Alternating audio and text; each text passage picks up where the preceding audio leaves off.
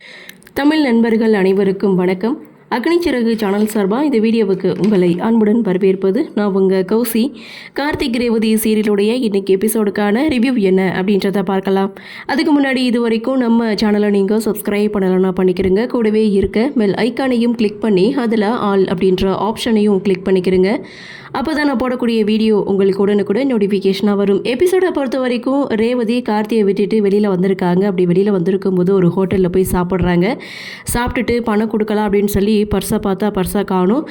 அப்போது ரேவதி கிட்ட hotel manager வந்து விசாரிக்கிறாங்க. நீ யாருமா, எங்கேருந்துமா வர, உன் கூட யார் தங்கியிருக்கா, ஃபோன் நம்பர் சொல்லு அப்படின்னு சொன்னால் இங்கே ரேவதி திணறி போய் நின்றுட்டுருக்காங்க. ஸோ இருந்தாலும் அந்த ஹோட்டலோட நேமை வந்து சொல்கிறாங்க. ரூம் நம்பரை சொன்னதும் உடனே கனெக்ட் பண்ணுறாங்க.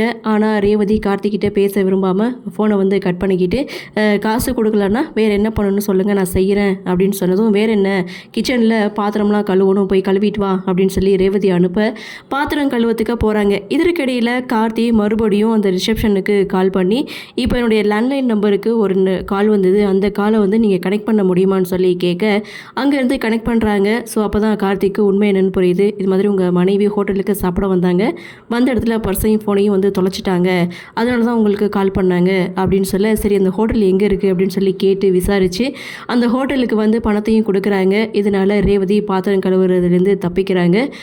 அந்த இடத்துல கார்த்தி என்ன தான் ரேவதிக்கு ஹெல்ப் பண்ணாலும் அதை தவறாக தான் புரிஞ்சுக்கிறாங்க. ஸோ எந்த இடமா இருந்தாலும் அதை உனக்கு சாதகமாக நல்லவனு காட்டிக்கிறாள்ல அப்படின்னு சொல்லி வழக்கமுள்ள ரேவதி கார்த்தியை தவறாக புரிஞ்சுக்கிட்டு இங்கே திட்டிகிட்ருக்காங்க. ஸோ அந்த இடத்துல கார்த்தி ரேவதி கிட்ட சொல்கிறது, நீ மட்டும் இல்லை, வேறு யார் இந்த இடத்துல இருந்திருந்தாலும் நான் ஹெல்ப் பண்ணியிருப்பேன் அப்படின்னு சொல்லிட்டு, சரி நான் போலீஸ் ஸ்டேஷன் வரைக்கும் போயிட்டு வந்துடுன்னு ரேவதி கிட்ட சொல்ல, ஏன் எதுக்குன்னு ரேவதியும் கேட்க, இல்லை அவனுடைய ஃபோனு பர்ஸு எல்லாமே மிஸ் ஆகிடுச்சு, கம்ப்ளைண்ட் கொடுத்தா தானே அதை கண்டுபிடிக்க முடியும் அப்படின்னு சொல்ல, போனது போனதாகவே இருக்கட்டும் அப்படின்னு ரேவதியும் சொல்ல, அதுக்கு பதில் சொல்கிறாரு கார்த்தி.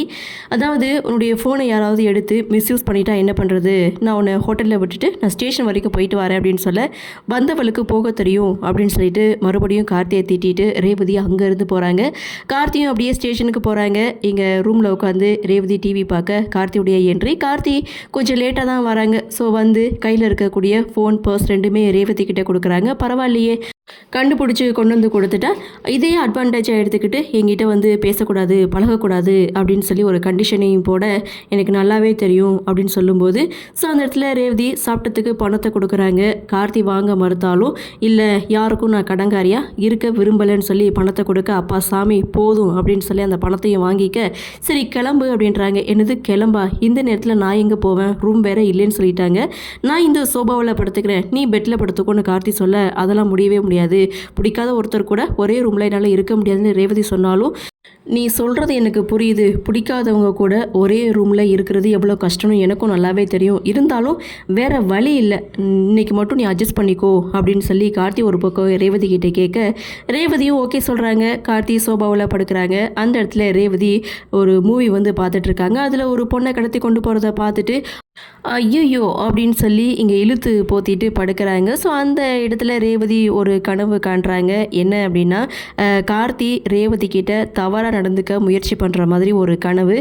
அலறி அடிச்சுட்டு எழுந்து பார்த்தா அது கனவாக இருக்குது. கார்த்தியும் என்னாச்சுன்னு சொல்லி ரேவதி கிட்டே கேட்க, இல்லை கெட்ட கனவு அப்படின்னு சொல்ல, சரி இந்த ரூமில் இருந்தால் உன்னால் நிம்மதியாக நீ தூங்க முடியாது அப்படின்னு சொல்லிட்டு கார்த்தி ரூமை விட்டு வெளியில் போகிறாங்க. இதுக்கப்புறம் ரேவதி அப்பாடா போயிட்டாரு, நம்ம நிம்மதியாக தூங்கலாம் அப்படின்னு சொல்லி ரேவதி நிம்மதியாக தூங்கிட்டு இருக்காங்க. வெளியில் போன கார்த்தி ரிசப்ஷனில் போயிட்டு வேறு ரூம் இருக்கா அப்படின்னு சொல்லி கேட்குறாங்க. அவங்களும் ஏற்கனவே உங்கள்கிட்ட சொன்னேன் வேறு ரூம் எதுவும் கிடையாதுன்னு சொல்லும்போது, அட்லீஸ்ட் டிரைவருங்க தங்குற மாதிரியான ஒரு பிளேஸ் எதுவும் இருக்குது அப்படின்னு சொல்லி கேட்க, ஸோ அந்த இடத்துல வசதியே இல்லாத ஒரு இடத்துல கொண்டு போய் கார்த்தியை விட, ஸோ அந்த இடத்துல படுக்கவும் போகிறாரு. இருந்தாலும் மாயா ஹோட்டலில் இருக்கிறத ஞாபகப்படுத்திட்டு திரும்பவும் ரூமுக்கு வந்து காலிங் பெல் அடித்து ரேவதியை எழுப்புறாங்க. என்னாச்சு, நல்லா தூங்குறானா இல்லையானு வந்து செக் பண்ணுறியா அப்படின்னு சொல்லி ரேவதி வழக்கம் போல் கார்த்தியை திட்டு, அதெல்லாம் ஒன்றும் இல்லை, ஸோ யார் வந்து கதவை தட்டினாலோ இல்லை காலிங் பெல் அடித்தாலோ நீ கதவை திறக்காத அப்படின்னு சொல்லும்போது, ஏன் எதுக்குன்னு ரேவதி கேட்குறாங்க.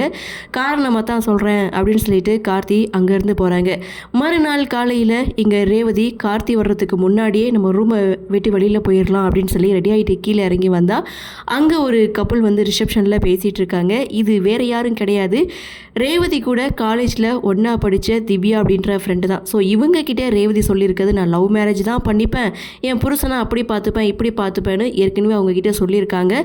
ஸோ இப்போ திவ்யாவை பார்த்ததும் ரேவதி ஓடி போய் மறைஞ்சிக்கிறாங்க. ஸோ அந்த இடத்துல 1 ஹவருக்கு முன்னாடியே இவங்க வந்ததுனால ரூம் இன்னும் ரெடி ஆகலை அப்படின்ற மாதிரி ரிசப்ஷனில் வந்து சொல்லிட்டு இருக்காங்க. இவங்க 2 பேரும் ரிசப்ஷனில் சண்டை போட்டுட்ருக்கதை பார்த்த கார்த்தி என்னாச்சுன்னு சொல்லி விசாரிக்கும் போது இவங்க இந்த ஹோட்டலில் தான் ரூம் புக் பண்ணியிருந்தாங்க, இருந்தாலும் வெக்கேட் பண்ணுறவங்க இன்னும் வெக்கேட் பண்ணலை, இவங்க 1 ஹவருக்கு முன்னாடி வந்துட்டாங்க, அதான் பிரச்சனை பண்ணிகிட்டு இருக்காங்க அப்படின்னு சொல்லும்போது ஸோ அந்த இடத்துல திவ்யா ரேவதியை பார்க்க, ஸோ ரேவதி அப்படின்னு சொல்லி கூப்பிடும்போது ரேவதி திரும்பி கூட பார்க்காம ரூமில் போய் உட்காந்துட்டு இருக்காங்க.